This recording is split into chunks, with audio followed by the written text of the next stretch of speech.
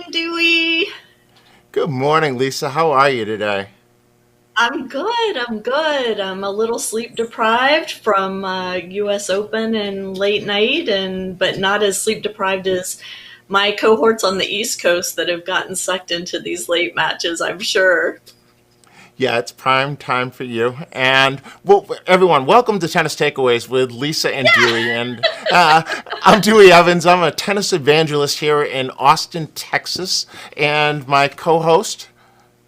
Lisa Stone with Parenting Aces. I'm a tennis parent who is a tennis junkie and writes and talks and podcasts about all things junior and college tennis. And we're thrilled that you're joining us this week for Tennis Takeaways. And Dewey, we've got a guest this week. Yes, Alex Johansson. Many of you know him through Tennis Techie. If you want to know about the things that are most current in technology and tennis, this is the person that you want to experience. And here he is. How you doing, Alex? Oh,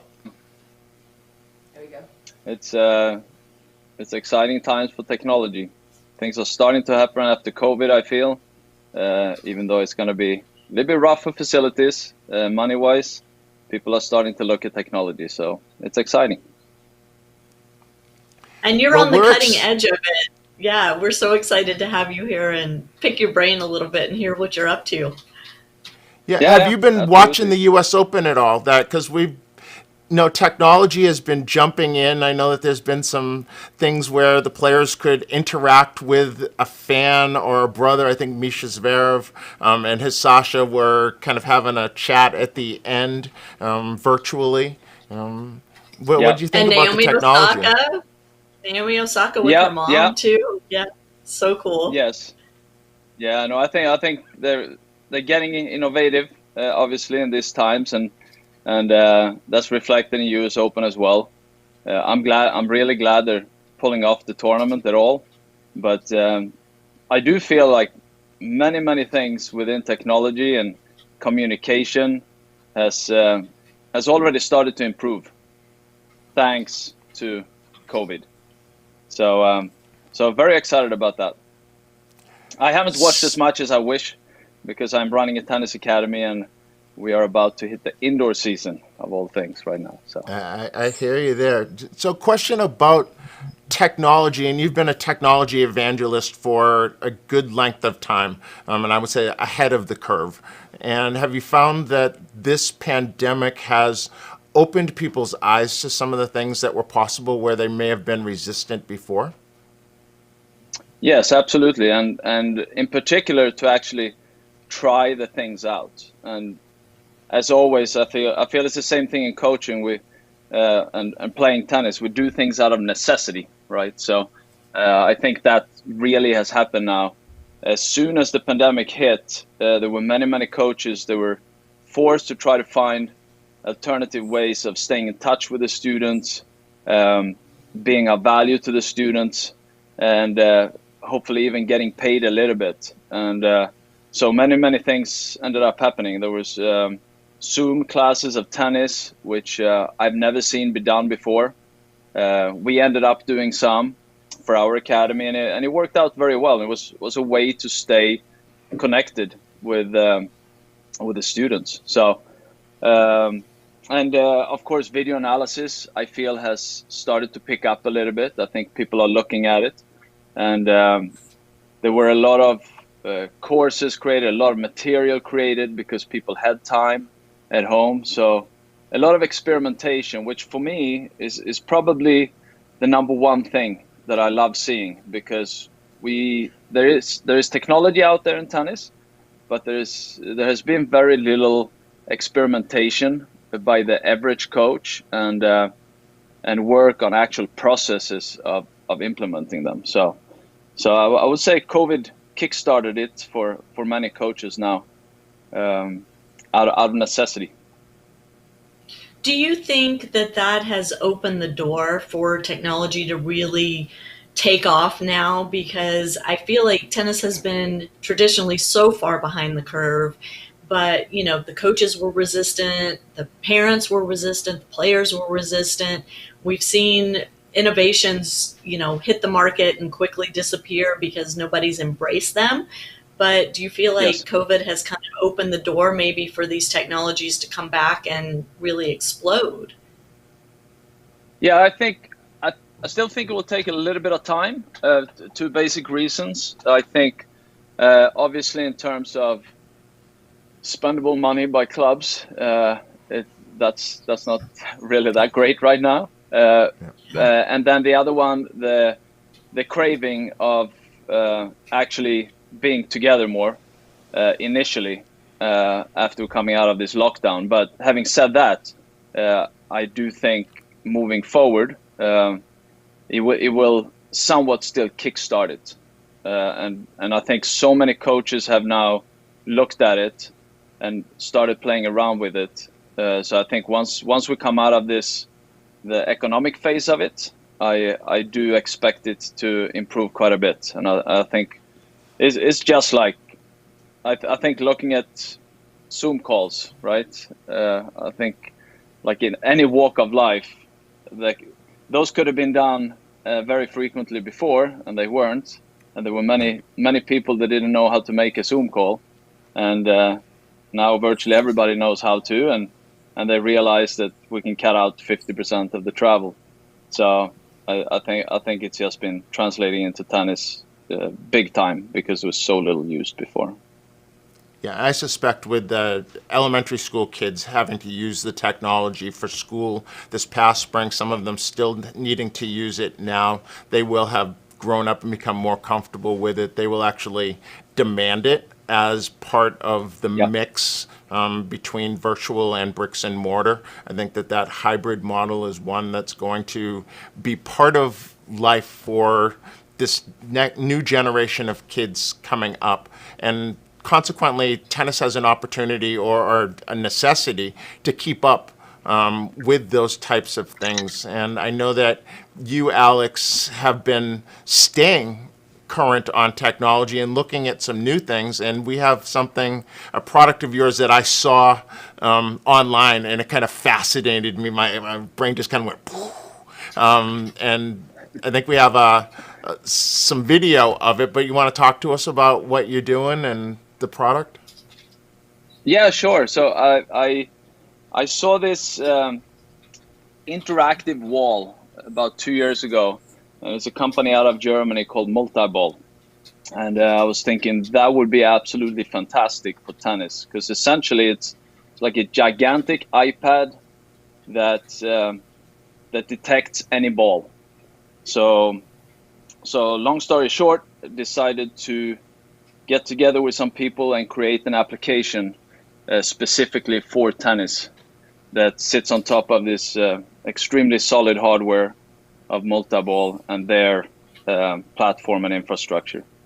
So it's essentially the backboard 2.0 in my mind. Good. Well, why don't we take a quick look at the video? Yeah, sure.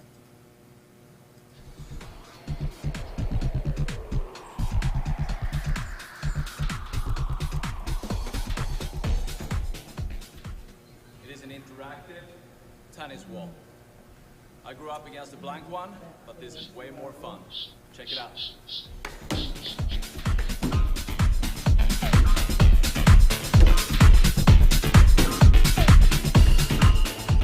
Here we go, right?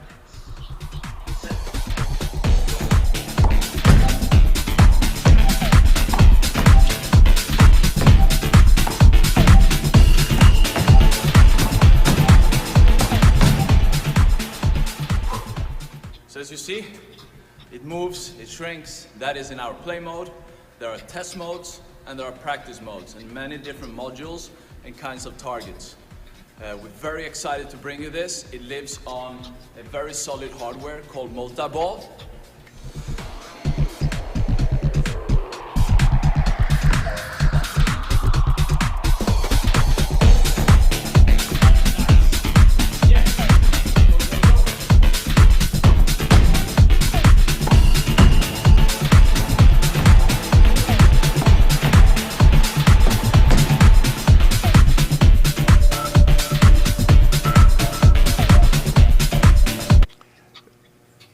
That's pretty cool. It's really Yeah, cool. I'm very excited. Thank you. Yeah, S- I'm very excited about it. Sorry, So, go So ahead. did how you are come up with people the using? Oh, application? Yeah. Yeah, Didn't so mean to step on you, Lisa. it's okay. no. Essentially, I mean, I've thought about what it could be like if there was an interactive backboard one day. I probably thought about that 10 years ago or so, when you're starting to see technologies merging, etc.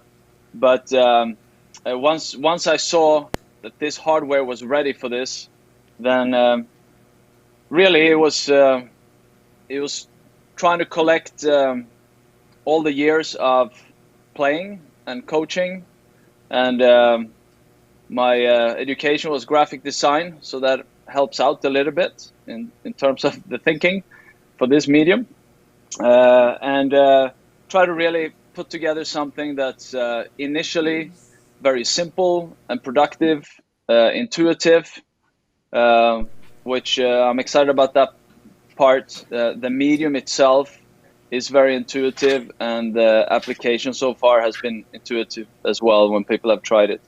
So we're starting with the basics, and we're hoping to go from there. Got some great people on the team, and we'll do some great things with applications moving forward. So. Is this a product that you anticipate people will incorporate into their home workout regimen, or will it just be for clubs, or what are you thinking? I think initially, I think it's about it will be at the clubs, on the club level. There is a home version of the multi-ball wall. That's 11 by 8 feet. And the really big one, and there are three sizes, the really big one is 16 by 11 feet. And there's one in between that. So I think initially, I think it will be at clubs. But if somebody has the home version in their garage, they can certainly use the games that come with the multi-ball units, and they can add on the rackets application. So yeah, hopefully in the future, some people will have it at home as well. But initially, we're thinking club, and Okay, so and I forgot to say that. But initially, we have some play modes, we have some test modes, which we're excited about as well, and some training modes. So it's very much a tool right now, and obviously adding interactivity and having fun. okay, so this isn't a $9.95 app that you're going to buy, in the No, Apple App Store. What are we talking no. about price point wise for something like this? It's probably from the one that would fit in a one car garage. You're probably looking at 8,000, something like Ooh, that, and then it goes up from there. So yeah, it's not super cheap, but if you look at golf simulators, some of those are 60, 80,000. So it's not absolutely crazy. You can do a lot of things with this if you have it at a tennis facility. And we have our demo at a kids tennis facility, and that is an area that I'm very excited about initially. Yeah, I I'm look at it looking and at I it, and think there's lenses and cameras that cost more than that. So, it's true. yes, Yeah, it's expensive, but it's not over the top expensive for somebody who's already spending $80,000 a year for their kids' tennis. Having this and being able to practice in the garage on rainy days and have it be more than just putting a piece of tape on the wall and focusing on hitting the tape, yeah, is well worth it. yeah. And it's And one of Alex, one of the things to make. Sorry, go ahead. I was going to ask you, can you talk about its use in the realm of junior development? Because Dewey and I are focused on, junior and college age play, Yeah, and to me, this is such a cool apparatus tool to use in the whole junior development process to gauge progress and, yes. test learning and all of that. Yes, so that's what we will be working on now. So we're initially going to have some pioneer partners that we'll be working with in terms of clubs that will use it, and we'll be working on, like I said before, processes, things like that, right? Now, one of the most exciting things about it is that it's tangible. You know if you got better, which is inherently very difficult in our sport with the different kinds of surfaces and opponents, etc. We all know we can play great and lose against somebody, and then it can be complete flip-flopped the next day. So in this case, it's more true feedback. You know if you got more accurate in different ways, and then we're also hoping we're going to be able to detect improvement opportunities, because somebody might be very good at one particular mode or targets, whereas they might have lower scores in something else. So yes, and I think initially bringing little kids in the door, I think that they are, everybody that's tried it, they're very excited, obviously, seeing something like that, and it comes with some other games too that are very good for the little kids. So that's a really good thing, and you can definitely, like you saw in the video there, I did it with my little kids, but you can definitely incorporate it, and I think now, actually, initially a lot of people knowing this medium were a little bit worried about with COVID, but I think at least being able to keep 2 kids on it pretty safely, you can do that. Well, you have a pretty high pedigree team that you've put together. I was on your website and looking at the people that you're working with to bring this product to market. Can you tell us about some of the other people that are involved in this?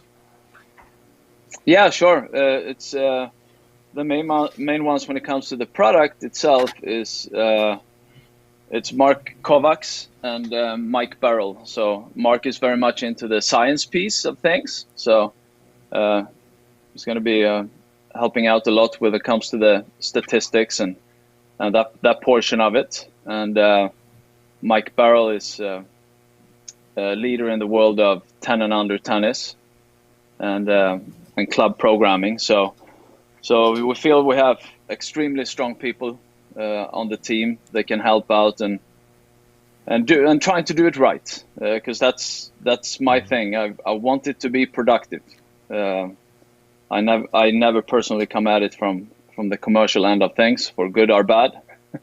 But I want it to function in reality and be productive and hopefully contribute to the tennis world.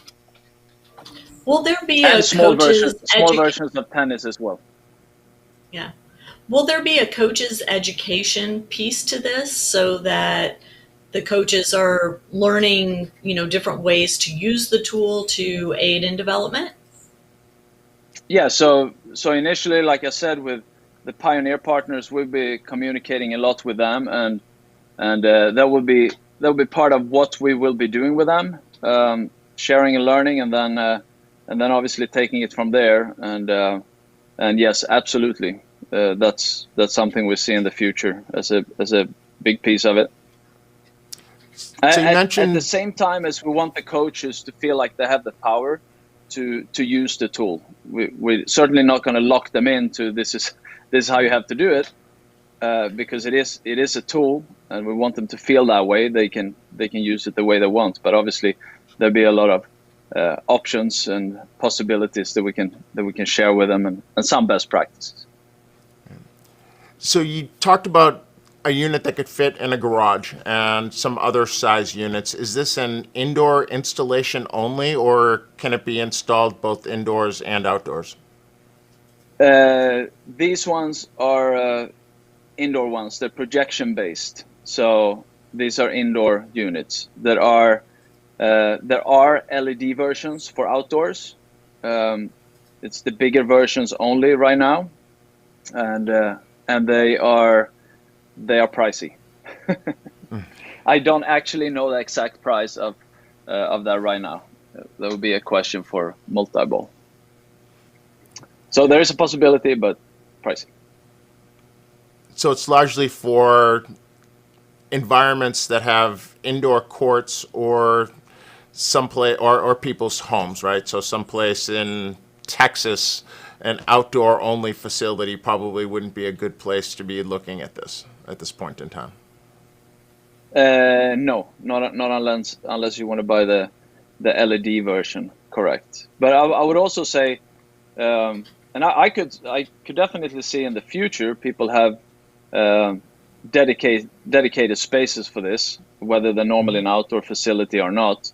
But obviously indoors, and part of how I would love to see this one day is even in our basic square-shaped facilities, that one or two of these units will live on a side wall and be incorporated into the training. And especially if you have little kids, you can have 3 little courts and one of these on one of the courts, and then obviously you could rent it out as you would for like you would a ball machine if you wanted to, and you can do birthday parties, all kinds of things. So. It sounds amazing. Yeah, it's technology that's just gonna blow people's minds. Yeah. I can't wait to get home to Massachusetts so that I can come stop by your facility and Yes. get a look at it myself. Another reason Yes, to make anytime. a trip home. So, Yeah, anytime. what other innovative things are you involved in, or do you see coming down the road here in the next little bit? Nothing extreme. I think there has been a lot of attempts at one camera systems for match statistics, and that seems to be moving forward quite well. I know there is a company, I have zero affiliation with them, they're called Swing Vision, and they have some big names involved. It looks like they're doing a good job. I cannot vouch for accuracy or anything like that, but it seems like they have it down to where you can put one phone up and it's charting the match for you. And there's also some other innovative things they're doing that I think will help them bring it to more people, which is you can essentially practice shadow practice and hit targets that are on the screen, if that makes any sense. Mm-hmm.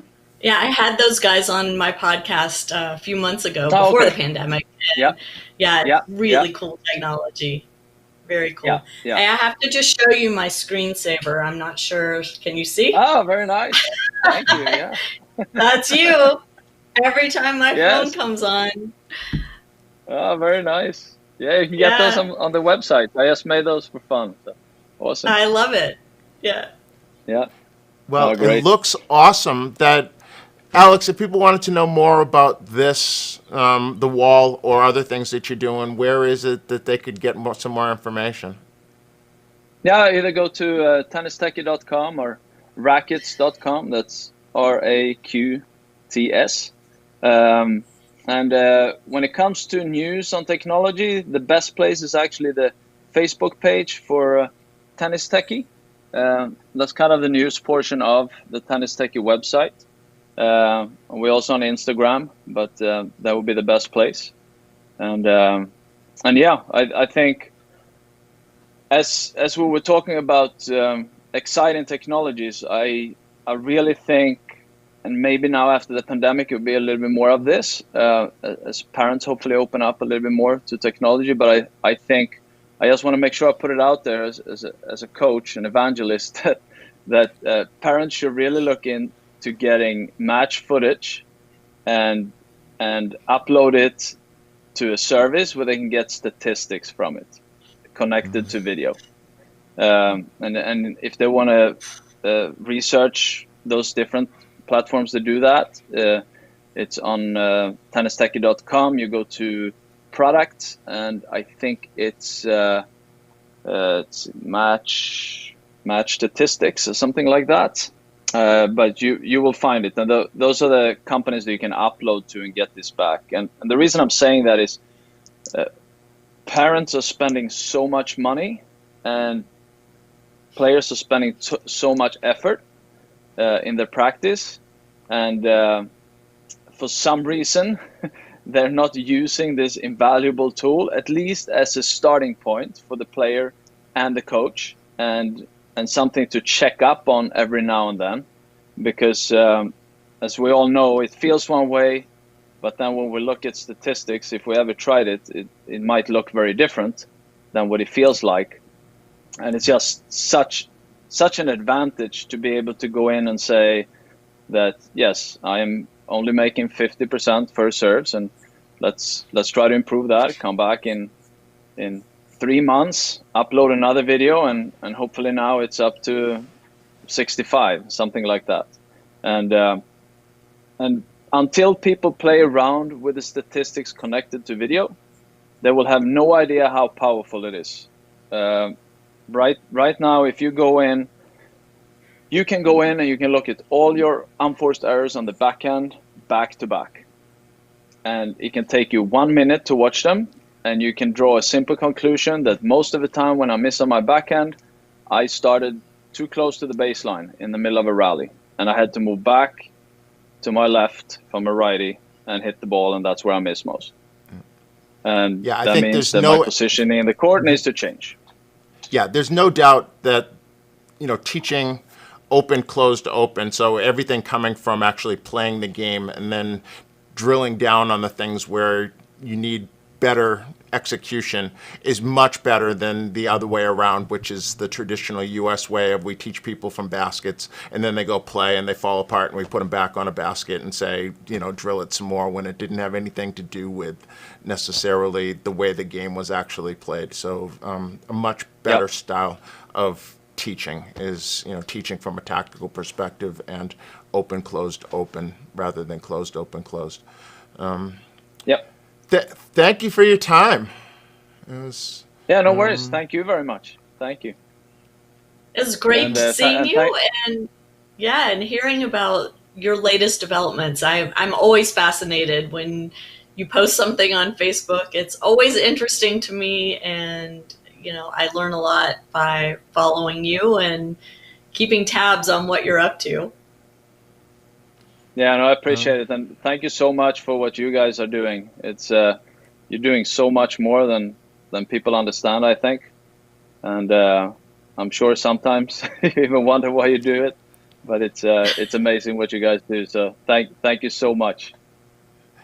We do it because we can't help ourselves. We're called to it. That's right. When we're not doing it, we feel like we have to. And I think it's just like being an entrepreneur, you doing the things you're doing in tech, that your life wouldn't be complete if you weren't doing it. So, so thank you for the compliment. No, thank you guys. If you're looking to reach Lisa or I, you can reach Lisa at parentingaces.com or me at deweyevans@gmail.com. And Lisa, we're going to be back here again this time next week. We sure are. And still don't have our guest locked in, but hoping to have another guest to talk about innovations in technology in our sport. So thank you guys for tuning in. Enjoy the rest of the U.S. Open if you've been watching, and if you haven't, you've been missing some great tennis and some great fun. But in any event, have a good week, and we'll see you next time on Tennis Takeaways.